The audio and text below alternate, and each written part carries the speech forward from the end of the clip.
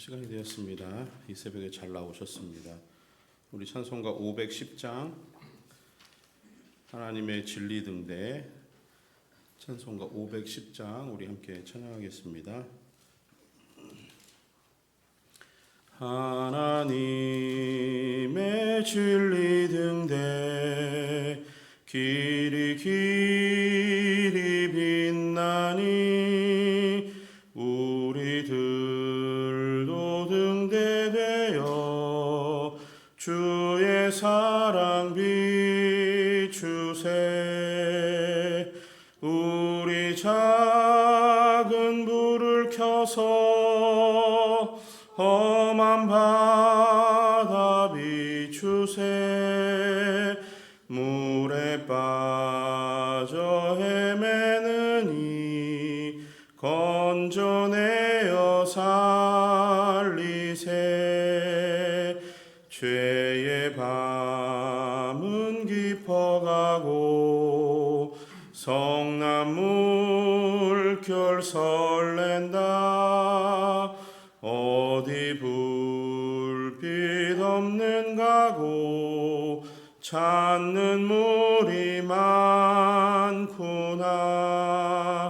우리 작은 불을 켜서 험한 바다 비추세. 물에 빠져 헤매는 이 건져내어 살리세. 너의 등불도 두어라.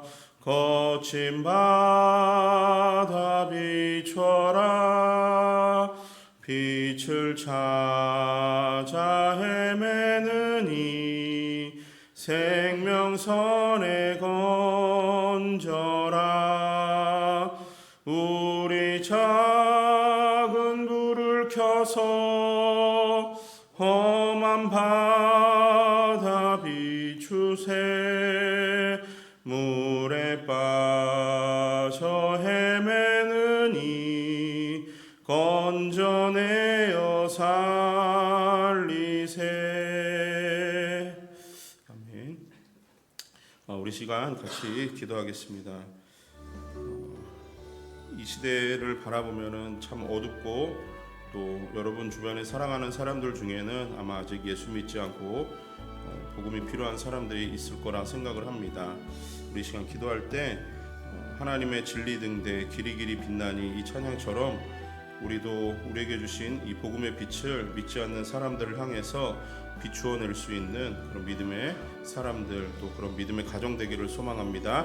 마태복음 28장 18절에서 20절 말씀에 하나님은 예수님이 이제 승천하시면서 주신 우리에게 주신 명령 가운데 하나가 땅끝까지 이르러서 복음을 전하라고 하는 말씀을 우리에게 주셨어요.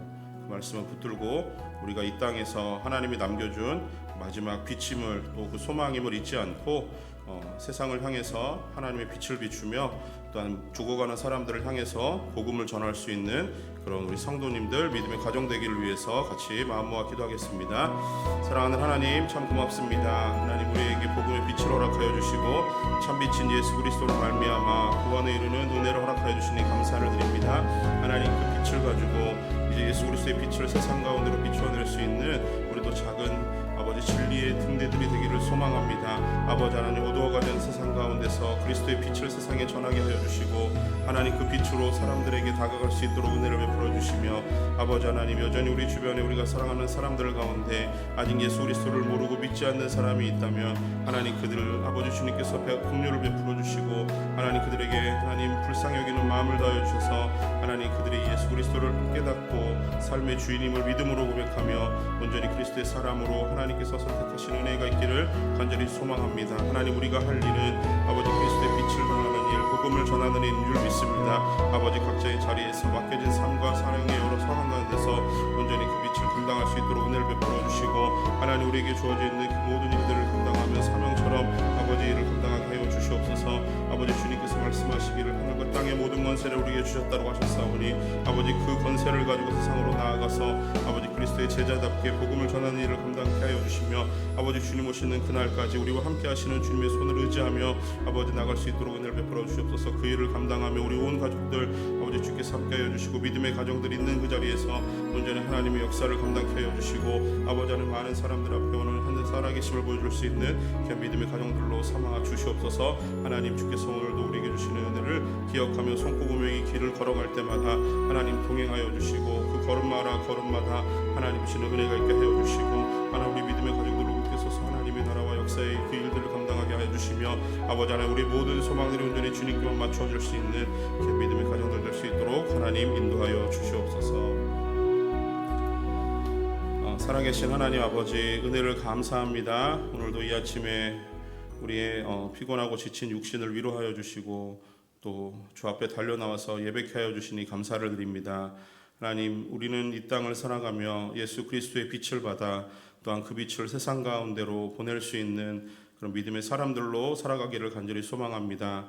하나님 주님께서 우리에게 말씀하시기를 하늘과 땅의 모든 권세를 주시고 그 권세를 가지고 세상으로 나아가서 복음을 비추어내는 그 역할을 감당하며 사명으로 주신 그 일 가운데 주님이 우리와 함께 하신다라고 약속하셨사오니 하나님 그 주님의 말씀과 또 주시는 은혜를 기억하며 세상으로 나아가서 우리 주변의 사람들에게 그리스도를 전하는 일을 감당할 수 있도록 주님 우리에게 힘주시고 능력을 더하여 주시옵소서. 하나님 이 일을 우리 개인들이 감당하는 것뿐만 아니라 우리 가정들 또한 있는 그곳에서 믿음의 가정으로 잘 서게 하여 주시고 그 일을 감당하며 주변의 모든 가정들에게 하나님의 살아계심을 보여줄 수 있는 은혜로운 가정들 될 수 있도록 주님 인도하여 주시옵소서.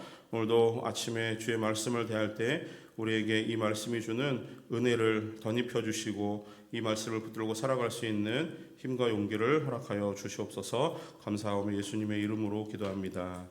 아멘. 오늘 우리 함께 보실 하나님 말씀은 열왕기상 19장 말씀입니다. 열왕기상 19장 11절에서 21절의 말씀입니다. 우리 한 절씩 교독해서 읽을 때 제가 먼저 11절의 말씀을 읽도록 하겠습니다. 여호와께서 이르시되 너는 나가서 여호와 앞에서 산에 서라 하시더니 여호와께서 지나가시는데 여호와 앞에 크고 강한 바람이 산을 가르고 바위를 부수나 바람 가운데 여호와께서 계시지 아니하고 바람 후에 지진이 있으나 지진 가운데에도 여호와께서 계시지 아니하며 또 지진 후에 불이 있으나 불 가운데에도 여호와께서 계시지 아니하더니 불 후에 세미한 소리가 있는지라. 엘리야가 듣고 겉옷으로 얼굴을 가리고 나가 굴 어귀에 섬에 소리가 그에게 임하여 이르시되 엘리야야 내가 어찌하여 여기 있느냐. 그가 대답하되 내가 만군의 하나님 여호와께 열심히 유별하오니 이는 이스라엘 자손이 주의 언약을 버리고 주의 제단을 헐며 칼로 주의 선지자들을 죽였음이오며 오직 나만 남았거늘 그들이 내 생명을 찾아 빼앗으려 하나이다. 여호와께서 그에게 이르시되 너는 내 길을 돌이켜 광야를 통하여 다메섹에 가서 이르거든 하사엘에게 기름을 부어 아람 왕이 되게 하고 또 니시의 아들 예후에게 기름을 부어 이스라엘의 왕이 되게 하고 또 아벨무홀라 사밧의 아들 엘리사에게 기름을 부어 너를 대신하여 선지자가 되게 하라. 하사엘의 칼을 피하는 자를 예후가 죽일 것이요 예후의 칼을 피하는 자를 엘리사가 죽이리라. 그러나 내가 이스라엘 가운데 7,000명을 남기리니 다 바알에게 무릎을 꿇지 아니하고 다 바알에게 입맞추지 아니한 자니라. 엘리야가 거기서 떠나 사밧의 아들 엘리사를 만나니 그가 12결이 소를 앞세우고 밭을 가는데 자기는 12채 결이 소와 함께 있더라. 엘리야가 그리로 건너가서 겉옷을 그의 위에 던졌더니 그가 소를 버리고 엘리야에게로 달려가서 이르되 청하건대 나를 내 부모와 입맞추게 하소서. 그리고 한 후에 내가 당신을 따르리이다. 엘리야가 그에게 이르되 돌아가라. 내가 내게 어떻게 행하였느냐 하니라. 함께 읽습니다. 엘리사가 그를 떠나 돌아가서 한 결이 소를 가져다가 잡고 소의 기구를 불살라 그 고기를 삶아 백성에게 주어 먹게 하고 일어나 엘리야를 따르며 수종들더라. 아멘. 이스라엘의 아합 왕은 분열 왕국 북이스라엘의 첫 번째 왕이었던 여로보암의 죄를 가볍게 여길 정도로 여호와의 신앙을 완전히 떠났고 오히려 그 신앙을 완전히 멸절하기 위해서 그 극악한 어떤 종교적인 정책을 펼치게 됩니다. 아합이 이렇게 완전히 변질된 것은 뭐 그 전 때부터 계속 이어져 오던 일이었을 텐데, 성경은 특별히 그 시돈 왕의 바알의 딸인 이세벨과의 어떤 그 정략적인 결혼이 그 일을 더 어떤 가중시키는 그런 부분으로 지적을 하면서, 이세벨과 함께 이 아합 왕이 북이스라엘의 완전히 바알 숭배 이 사상을 뿌리 깊게 내리는 극악한 왕이고, 또 국가적인 종교도 바알 신앙으로 바꾸려고 하는 그런 일들을 했다라고 지적을 합니다. 그래서 아합 왕의 이런 악행은 북이스라엘의 굉장히 그 영적 암흑기의 어떤 그 정점을 향해서 치닫고 있는 상황이었고요. 그때 그 하나님의 말씀이 엘리야에게 임했고, 이 엘리야는 여호와의 신앙을 그 수호하고자 하는 마음에 바알과 이 아세라 신앙 앞에 온몸으로 투쟁하는 사람이었습니다. 그래서 엘리야의 등장은 북이스라엘의 최악의 어떤 영적 암흑기야, 그리고 또 극심한 핍박의 시기에 여호와의 신앙의 빛을 비추고자 했던 그런 모습이 보여지고요. 또 참 생명의 주인이 누구이신가, 그것을 통해서 그 참 생명은 하나님이 참 생명의 주인이심을 선포하며 등장하는 이런 선지자였습니다. 엘리야가 등장하며 그 비가 오지 않을 것이다라고 선포를 하였고, 정말 3년 6개월 동안 비가 내리지 않았습니다.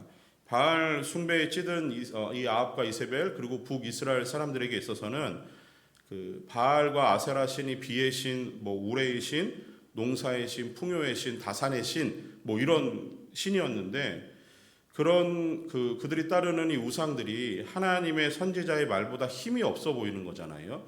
3년 6개월 동안 비가 오지 않겠다 그랬는데 정말 비가 오지 않아요. 그런데 그들이 해석은 뭐였냐면은 엘리야가 그 말을 했기 때문에 바알이 삐져서 비를 안 내렸다라고 생각을 하는 거예요. 너무 말도 안 되는 상황이 펼쳐지고 있는데, 이 우상 숭배에 빠지면은 그렇게 되는 것 같습니다. 자, 그런 상황 가운데서 엘리야가 다시 나타나서 하는 말이, 이제는 다시 비가 내리겠다라는 얘기를 하는 거예요. 그리고 나서 그러면은 참 생명의 주인이 누군가를 한번 겨루어 보자라는 이야기를 합니다. 그러면서 엘리야는 바알 선지자 450명, 아세라 선지자 400명과 함께 갈멜산으로 가지요. 그리고 거기서 진정한 생명의 공급자가 누구인가를 겨루어 보게 됩니다. 물론 이 대결의 결과는 우리가 알고 있듯이 엘리야가 승리를 합니다. 그 말씀이 이제 18장 38절 말씀에 이제 잠깐 나오는데, 여호와의 그 불이 내려와서 제단에 쌓았던 번제물과 나무와 돌과 흙을 태우고 심지어 그 도랑의 물을 핥고 지나가게 되는, 그래서 완전한 승리를 주시는 하나님의 은혜를 경험하게 됩니다. 그리고 엘리야는 그 기손 시내로 내려가서 850명의 바알과 아세라 선지자들을 모두 척결하고, 그리고 나서 그 갈멜산 꼭대기로 다시 올라가서 기도를 하기 시작해요. 그 기도를 통해서 가뭄이 해갈되는 큰 비를 하나님이 드디어 이제 내려주시는 그 일을 보게 됩니다. 그러니까 이 모든 일들 가운데 엘리야는 하나님의 역사적인 도구로 사용이 되고 있다라고 하는 거예요. 이렇듯 엘리야는 아합과 이세벨로 인해서 이 완전히 망가져버린 북이스라엘의 그 여호와의 신앙을 회복하기 위한 하나의 도구로 사용이 되고 있는 아주 위대한 선지자입니다. 그러나 그가 그 위대한 선지자로서 하나님의 능력과 이런 이적들을 행했지만, 그 오늘 본문의 말씀, 그러니까 어제부터 묵상하신 말씀에 보니까 엘리야에게도 영적인 침체기가 좀 찾아온 것 같아요. 그래서 오늘 읽은 말씀이 이 바로 엘리야의 영적 침체기의 끝물에 하나님이 그를 어떻게 다루시는가를 보여주는 부분이 있습니다. 근데 따지고 보면은 갈멜산에서 850명의 이 바알과 아세라 선지자들과의 대결을 하고 그들을 모두 척결하고, 그리고 나서 3년 6개월 동안 비가 내리지 않았는데 비가 오겠다라고 기도하고 나니까 비가 와요. 이 초자연적인 역사적인 어떤 그 현장 앞에서 엘리야는 자기를 죽이려고 하는 이세벨의 그 소리를 듣고 나서, 소문을 듣고 이 두렵기 시작한 거예요. 그런데 이세벨이 준 말미가 하루였습니다. 그러니까 엘리야는 하루 동안 가능한 한 멀리 피해야만 그나마 생명을 보존할 수 있는 그런 상황이었던 거예요. 그러다 보니까 이 하루의 생명의 말미를 가지고 엘리야는 그 이스라엘의 최남단인 브엘사바까지 쭉 피해서 도망가게 됩니다. 그리고 그 브엘사바에서 같이 갔던 종을 따로 남겨놓고 엘리야 홀로 하룻길을 더 걸어가서 광야로 들어가게 됩니다. 그는 광야에서 로뎀나무 아래서 쉬면서 홀로 죽기를 바라고 있는 모습들이 나타나요. 그는 육체적으로 하나님의 사역을 홀로 감당하며 굉장히 지쳐 있었던 것 같고요. 정신적으로는 이세벨이 죽이겠다라고 하니 그 정신적인 스트레스와 압박감이 상당했던 것 같습니다. 그러면서 어제 묵상했던 말씀에 보니까 19장 4절 말씀에 엘리야가 하나님에게 이런 말을 합니다. 여호와여 넉넉하오니 지금 내 생명을 거두시옵소서. 하나님 앞에 죽기를 바라는 그런 고백을 하는 것 같아요. 그러니까 그가 얼마나 탈진한 상태였는지, 그가 이 일들을 감당하면서 그의 마음이 얼마나 두렵고 떨림으로 이런 일들을 감당하고 있었는지를 보여주는 대목 같습니다. 로뎀나무 그늘 아래서 탈진한 상태로 그냥 가만히 생각해 보니까 하나님이 지나온 시간들 가운데 자신에게 벌였던 모든 일들이 너무너무 크고 놀라운 일이었던 거예요. 엘리야는 이런 얘기를 해요. 내가 더 큰 무슨 은혜를 더 바라겠습니까? 요만큼이 딱 족합니다라는 하나님 앞에 고백을 합니다. 그러니까 엘리야는 그 로뎀나무 그늘 아래 서 있으면서 이제 죽어도 여한이 없습니다라는 말을 하나님께 하는 거예요. 그러면서 자신이 했던 모든 사역, 삶을 정리하고 죽기를 바라는 엘리야의 마음이 보여져요. 그도 그럴 것이 갈멜산에서의 하나님의 위대한 역사가 나타났음에도 불구하고 상황과 현실은 바뀌지 않아요.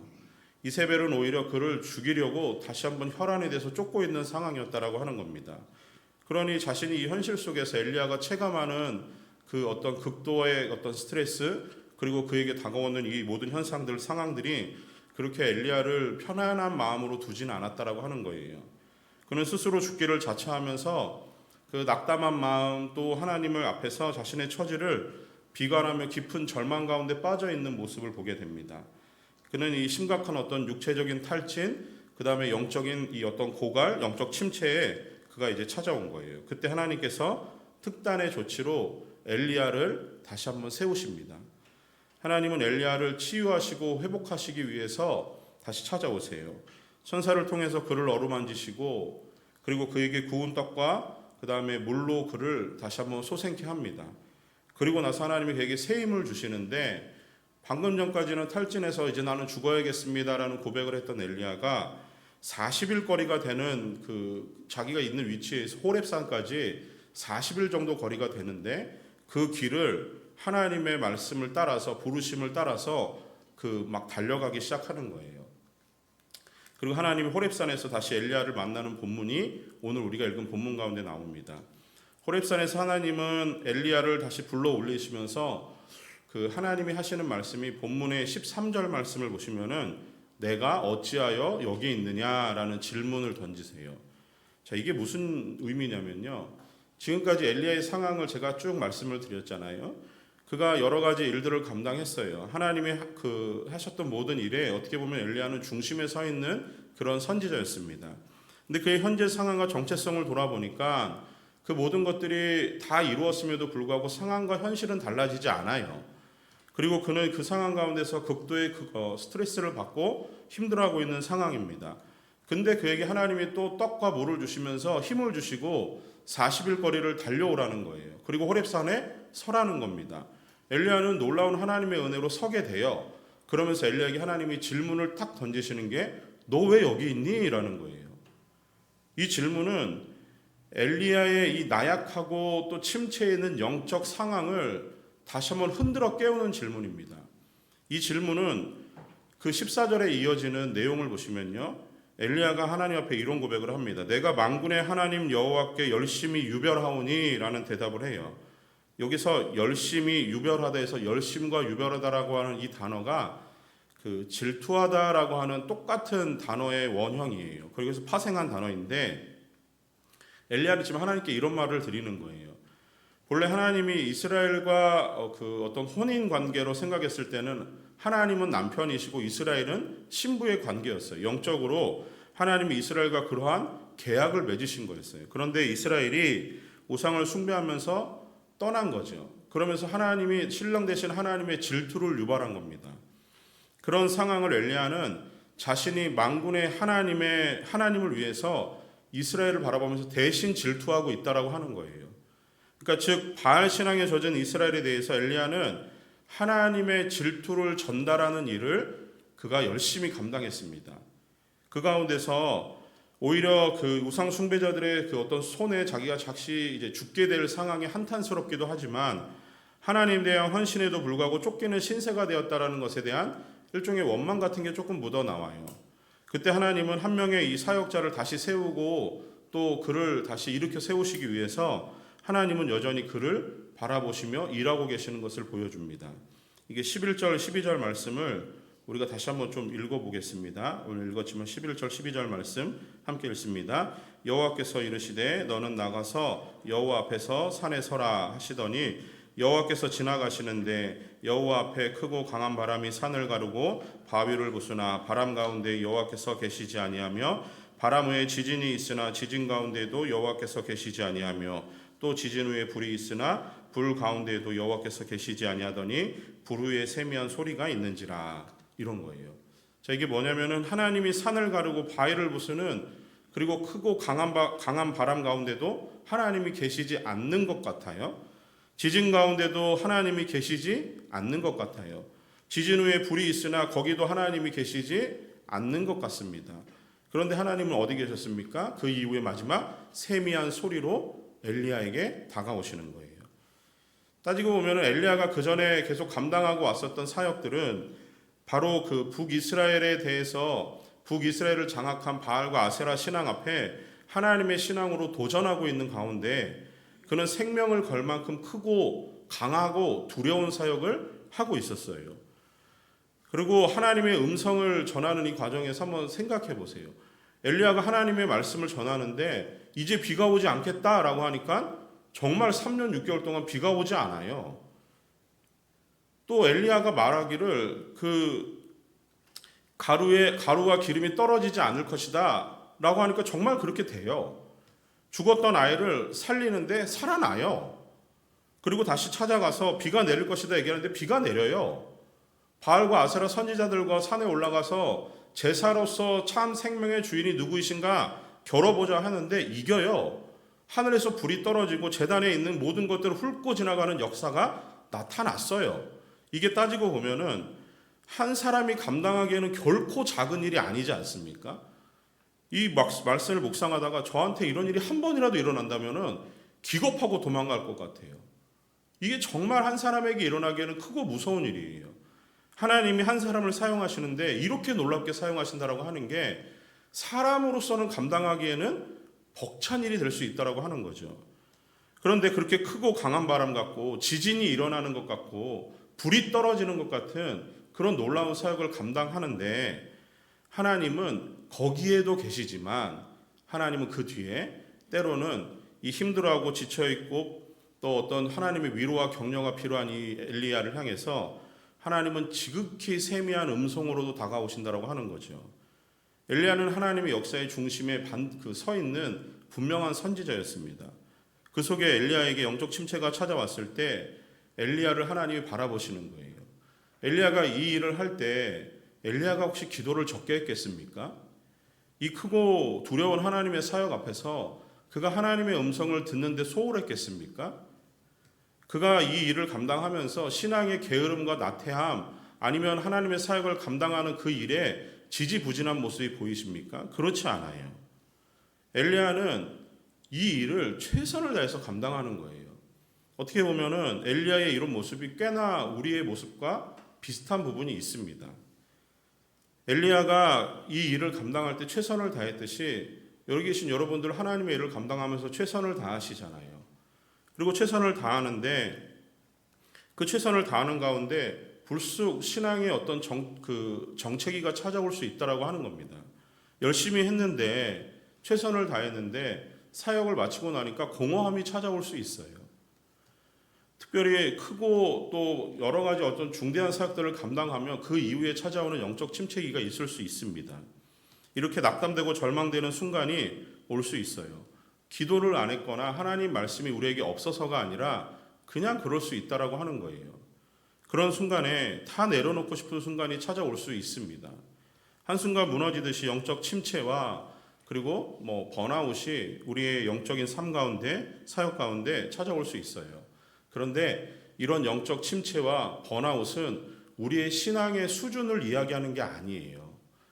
그 사람이 열심히 안 했기 때문에, 수준이 낮기 때문에, 기도를 적게 했기 때문에, 하나님의 말씀에서 멀어지고 듣기를 게을리 했기 때문에, 교회 사역을 해야 되는데 열심히 안 했기 때문에 이런 영적 침체와 번아웃이 오는 게 아니라는 거예요.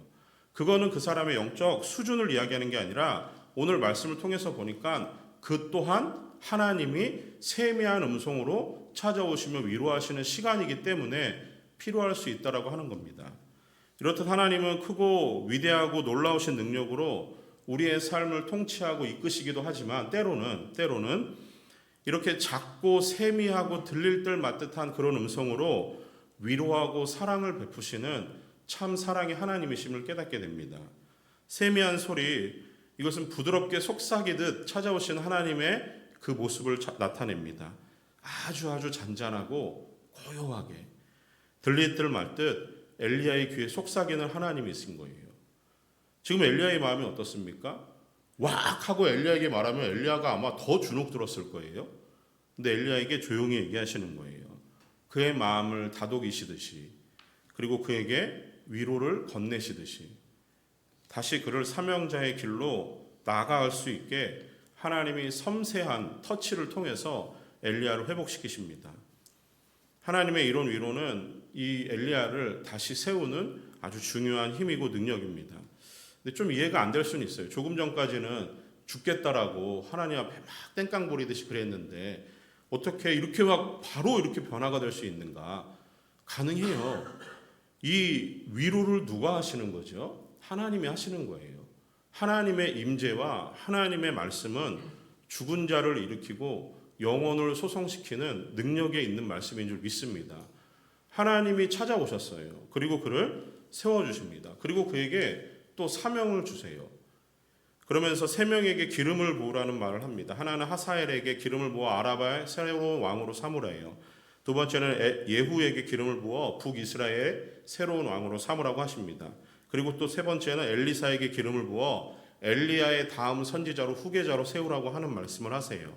이런 사역을 통해서 하나님은 아람 왕조차도, 북이스라엘의 왕조차도, 그리고 다음 후계자조차도 하나님의 역사의 주관자로서 세우시는 분이심을 보여줍니다. 그리고 그 속에서 하나님은 역사를 사람의 어떤 그 삶 가운데 섭리하시고 주관하시는 만왕의 왕이심 또한 깨닫게 되는 부분입니다.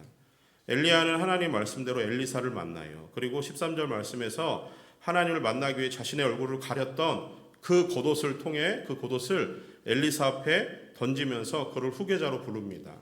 그리고 엘리사가 하나님의 이 선지자인 엘리야를 따라 나서는 부분으로 오늘 말씀이 끝이 납니다. 자, 이를 통해서 엘리야는 이제 혼자가 아니에요. 함께하는 엘리사가 생긴 겁니다. 동역자가 생긴 거예요. 오늘 말씀을 통해서 우리는 사역의 현장에서 분주하게 움직이며 정신없이 일하는 어떤 그 귀한 열정도 필요해요. 하지만 때로는 가만히 멈춰서서 또 육체적으로, 정신적으로, 영적으로 쉼을 주시는 하나님의 위로와 격려도 필요합니다. 우리가 멈춰서서 쉬는 그 시간 동안은 하나님은 여전히 우리를 향한 부드럽고 섬세한 은혜로 다가오세요. 그리고 우리의 지치고 힘든 육체와 피곤한 육신, 그리고 그 우리의 정신, 영적인 모든 상황들을 위로하시고 또 새로운 힘을 주시고 일으켜 세우시는 줄 믿습니다. 그리고 우리 주변에는 엘리야에게 엘리사가 있었듯이 우리 주변에는 하나님이 보내주신 든든한 동역자들이 있어요. 그 동역자들과 함께 다시 힘을 얻고 다시 나가야 될 사명의 길로 걸어가게 하시는 하나님의 은혜가 있는 줄 믿습니다.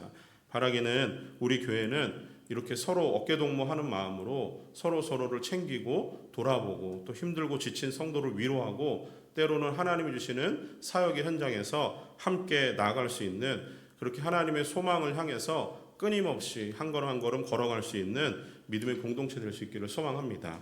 우리 이 시간 함께 기도하기를 바란 한 가지 기도 제목은 우리에게 사역을 주셔서 사역을 주셔서 일하게 하시는 하나님, 그 부르신 하나님 앞에 우리가 좀 감사하며 기도하시고 특별히 우리 교회의 오늘은 리더십들을 위해서 좀 기도했으면 좋겠습니다.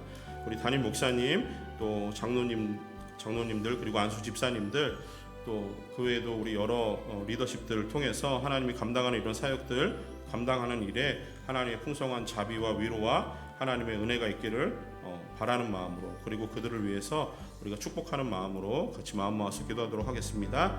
사랑의 하나님 아버지, 참으로 감사함을 드립니다. 하나님, 우리를 하나님의 자녀로 부르시고 이 땅을 살아가며 하나님의 크고 위대한 사역 앞에 우리를 세워주시니 감사를 드립니다. 하나님, 우리가 감당하는 이 모든 교회 사역들, 우리가 삶으로 감당하는 하나님에 대한 은혜들, 아버지 하나님, 이것들이 다 하나님이 우리에게 주시는 능력의 시간들임을, 하나님 우리와 동행하는 시간들임을 깨닫고 하나님 기쁜 마음으로 감사와 찬송과 영광을 주 앞에 올려드리기를 소망합니다. 아버지 하나님, 우리가 이 일들을 감당하며 하나님께 우리 주변에 귀한 동역자들 보내주심을 감사합니다. 하나님, 무엇보다 우리 이 모든 사역 앞에 주께서 세우신 우리 담임 목사님을 기억하여 주시고, 아버지 하나님 늘 힘주시고 능력 주시며, 아버지 하나님 함께 리더십들과 어깨 동무하여 나갈 수 있는 귀한 마음들 다하여 주시옵소서. 아버지 하나님, 우리 장로님들, 안수 집사님들, 하나님 교회 여러 부분에서 각자의 사역을 감당할 때 하나님이 주는 새 힘이 늘 공급되어지기를 소망합니다. 아버지 하나님, 영적으로 지치고 피곤치 않도록 하나님 은혜 베풀어 주시옵소서. 목소리가 날개치며 올라감 같은 여호와를 앙망하는 자에게 주시는 새 힘이 필요할 때 하나님 공급하여 주시고, 때로는 힘들고 지쳐서 넘어져 있는 그 순간에 우리를 찾아오셔서 위로하신 하나님을 경험할 수 있는 우리 교회 아름다운 리더십들 될 수 있도록 은혜를 베풀어 주시옵소서. 또한 하나님께서 우리 모든 성도님들을 향한 아름다운 풍성한 자비와 은혜를 베풀어 주셔서 그 삶의 모든 현장 가운데서 또 하나님을 만나고 예배하는 모든 시간 가운데서 하나님의 하나님 되심을 경험케 하여 주시고, 우리를 향해서 늘 찾아오시며 아버지 끊임없이 사랑을 베푸시고 자비를 베푸시고 은혜를 베푸시는 놀라우신 하나님을 만나는 우리 성도님들 될 수 있도록 인도하여 주시옵소서. 이렇게 우리 공동체가 하나님이 주시는 아름다운 은혜 속에서 하나님의 영광을 위해서 아버지 한 걸음 한 걸음 뚜벅뚜벅 나가게 하시고, 하나님 함께 어깨동무함으로 나갈 수 있는 믿음의 공동체 될 수 있도록 은혜를 베풀어 주시옵소서. 우리 가운데 낙오되거나 뒤처지는 자 생기지 않게 하여 주시고, 아버지 하나님 두방을 들고 앞서 나가는 자 아버지 생기지 않도록 주께서 은혜를 베풀어 주시기를 간절히 소망하오니, 하나님 은혜로 함께 하여 주시고 함께 갈 수 있는 넉넉한 마음들 주님 허락하여 주시옵소서. 사랑의 하나님 아버지, 참으로 감사함을 드립니다. 하나님, 우리같이 부족하고 연약하고 또 아무 능력도 없는 자들을 하나님 자녀 삼아 주셔서 불러주시고 구원의 은혜를 베풀어 주시며, 또한 하나님의 위대한 사역 앞에 함께 설 수 있는 은혜 주시니 감사를 드립니다. 하나님 아버지, 이렇게 작은 자들을 통하여서도 하나님은 위대한 일을 행하시는 능력의 하나님이심을 믿고 하나님을 찬양합니다. 하나님 아버지, 우리에게 벌어지는 모든 우리의 삶의 모든 여정들이 주의 손안에 있음을 기억하고 늘 하나님을 의지하고 기뻐하며 감사하며 살아갈 수 있도록 은혜를 베풀어 주시옵소서. 특별히 교회 리더십들에게 하나님께서 함께하여 주심으로 하나님 걸어가는 모든 길 위에서 하나님 바라보고 의지하게 하여 주시고, 독수리가 날개치며 올라감 같은 여호와를 앙망하는 자에게 주시는 새 힘이 공급되어질 수 있도록 인도하여 주시며, 때로는 지치고 힘들고 피곤하여 아버지 하나님 그 낙담되어지는 순간에도 하나님의 섬세하신 위로와 터치가 있는 하나님의 격려를 구할 수 있는 그런 우리 리더십들 될 수 있도록 하나님 인도하여 주시기를 소망합니다. 또한 우리 모든 성도님들, 우리 아름다운 온누리 공동체가 하나님이 주시는 위로와 은혜와 자비와 격려 속에 늘 새힘 얻게 하여 주시고, 한 걸음 한 걸음 함께 걸어갈 수 있는 은혜를 허락하여 주시옵소서. 오늘도 하루를 살아가게 하실 하나님, 우리와 동행하실 성령님을 기대하오니 우리의 삶 모든 시간 속에서 만나는 사람들과의 관계 안에서 우리가 살아가는 모든 삶의 현장에서 하나님의 은혜가 경험되게 하시고 주님과 동행할 수 있는 이 하루가 될 수 있도록 오늘도 함께하여 주시옵소서. 주 앞에 이 하루를 온전히 올려드리기를 소망하오며 예수님의 이름으로 기도합니다. 아멘. 함께 기도하겠습니다.